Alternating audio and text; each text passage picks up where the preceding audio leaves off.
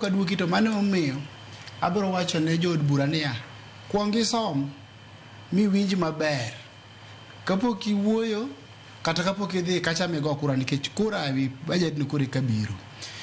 But on the contradicting side, okinyal wacho ni ing'e ni nitie gimiluongo ni indirect tax. Ok ochuno ni nyaka omuli kata ok ochuno ni nyaka nyisi ni amedi 16% e wi gimitimo nade midhi nyiewo. Gino chakre kama koro waluongo ni the production process.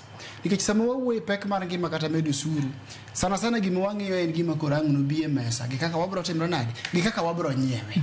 To ka nitie gimoro ma dipo omedre nang'o emo miluongo ni indirect tax. Koro konyisi ni chaji 16% lakini ng'at ma timre nade, ng'at ma loso mwandu to chaji 16%.